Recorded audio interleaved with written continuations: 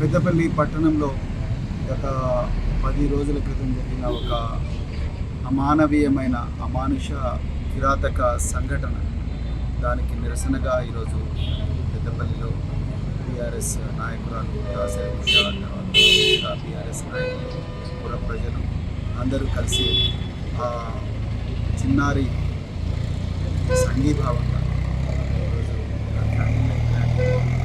చేస్తున్నారు. దానికి సంబంధించిన ఇక్కడికి రావడం జరిగింది. చాలా బాధగా ఉంది. ఇలా ఒక అభం శుభం ఎరగని ఒక 6 సంవత్సరాల చిన్నారిని నిద్రిస్తుంటే దుండగులు ఎత్తుకొని పోయి కిడ్నాప్ చేసి కిరాతకంగా అమ్మాయిని అత్యాచారం చేసి చంపడం జరిగింది. నిజంగా ఒక నాగరిక సమాజంలో బతుకుతున్నామా లేకపోతే ఆటవిక సమాజంలో బతుకుతున్నామా అనే అనుమానం వస్తుంది. నిజానికి ఆటవిక సమాజంలో కూడా ఇంత దారుణాలు ఉండవు, కానీ అత్యంత కిరాతకంగా ఈరోజు ఆ అమ్మాయిని ప్రాణాలు తీయడం జరిగింది. ఇక బాధాకరమైన విషయం ఏంటంటే దీని మీద హోంమంత్రి, ముఖ్యమంత్రి కనీసం ఒక స్టేట్మెంట్ కూడా ఇవ్వకుండా ఉండడం. మరి రాష్ట్రానికి హోంమంత్రి లేకపోతే ఏం జరుగుతుంది అనేది మనం మన కళ్ళతోనే చూస్తుంది. మరి పోలీసులు ఎక్కడ పోయింది? అలా బాధితురాలి ఆ చిన్నారి తండ్రి చెప్తూనే ఉన్నాడు, పోలీసులు ఆగమేఘాల మీద వచ్చి మీ దగ్గర ఏమన్నా టార్చ్ లైట్ ఉన్నదా, మీ దగ్గర ఏమన్నా కరెంటు బల్బ్ ఉన్నదా, మా దగ్గర ఏమి లేవు, మీ దగ్గర ఏమన్నా ఉంటే అని చెప్పేసి టార్చ్ లైటు బాధితులను అడుగుతున్నారు. అమ్మాయి కనిపించడం లేదన్న బాధతో వాళ్ళు ఏడుస్తుంటే వాళ్ళ దగ్గర టార్చ్ లైట్ ఉందా అని పోలీసులు అడిగిందంటే మీరు అర్థం చేసుకోండి పోలీస్ వ్యవస్థ ఎంత బలహీనమైన స్థితిలో ఉన్నారు. మరి కేసీఆర్ గారి పాలన ఇట్లా జరిగిందా అనేది ఇక్కడ కేసీఆర్ గారి పాలనలో మరి తెలంగాణలో పోలీస్ వ్యవస్థను అత్యంత అద్భుతమైన, దేశంలోనే అత్యంత అద్భుతమైన పోలీసు వ్యవస్థగా తీర్చిదిద్దింది. దాదాపు 1000 కోట్లు పెట్టి police command and control centre పెట్టి పోలీసులకు అత్యాధునిక టెక్నాలజీ ఇచ్చి దాదాపుగా 6000 పోలీసు పెట్రోల్ వాహనాలు, మామూలు వాహనాలు కాదు, ఇన్నోవా క్రిస్టాలు మరి పోలీసులకు ఇచ్చిన గొప్ప మరి సీఎం కేసీఆర్ గారు అన్నాడు.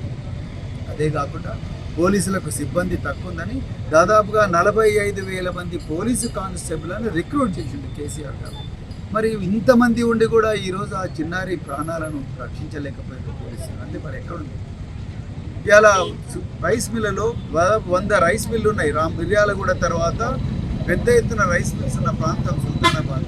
మరి రైస్ మిల్లులో రకరకాల రాష్ట్రాల నుంచి ఎంతోమంది కార్మికులు వస్తున్నారు. వాడు మంచోడా తెలియదు, చెడ్డోడా తెలియదు, వాళ్ళ మీద ఎవరు నిఘా చేస్తున్నారో తెలియదు. కనీసం రైస్ మిల్లుకి ఒక సెక్యూరిటీ గార్డు కూడా లేడు. పొట్ట చేత పట్టుకొని అలా మా దయగావ్ నుంచి వీళ్ళందరూ వచ్చారు. వస్తే ఈ దయగావ్ నుంచి వచ్చిన వాళ్ళకు రకరకాల ప్రాంతాల నుంచి కుటుంబాలతో జీవిస్తున్న వాళ్ళు, వాళ్ళ కుటుంబాలు ఏంది, వాళ్ళని ఎవరెవరు ఏం చేస్తున్నారు, ఎవరికి రక్షణ కల్పించాలన్న కనీసమైన జ్ఞానం రైస్ మిల్ ఓనర్కి ఉండాలి కదా, అది కూడా లేదు.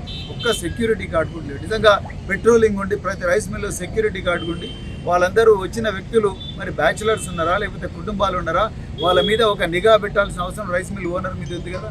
రైస్ మిల్ ఓనర్ ఎవ్వరు కూడా ఆ పని చేయడం లేదు. రైస్ మిల్లలో ఎవరు వస్తున్నారు, ఏ రాష్ట్రాల నుంచి వస్తున్నారు, వాళ్ళ నేర చరిత్ర ఏమున్నదని చూసే పరిస్థితి పోలీసులకు లేదు. ఇలా వాళ్ళని తీసుకొని పోయి మంచిగా జైళ్ళలో మేపుతున్నారు.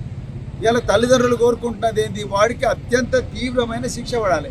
ఇలా భారత రాష్ట్ర సమితి నుంచి మేము డిమాండ్ చేస్తున్నాం, అర్జెంటుగా ఫాస్ట్ ట్రాక్ కోర్టు పెట్టి వానికి ఉరిశిక్ష పడేటట్టుగా చేయాలని చెప్పేసి ఇలా మేము డిమాండ్ చేస్తున్నాం.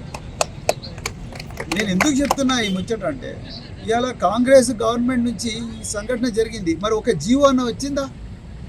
ఈ అమ్మాయి అత్యాచారం మరియు హత్య జరిగిన కేసులు అత్యంత ఘోరమైన పరిస్థితి చేసింది. This is the rarest of the rare crimes.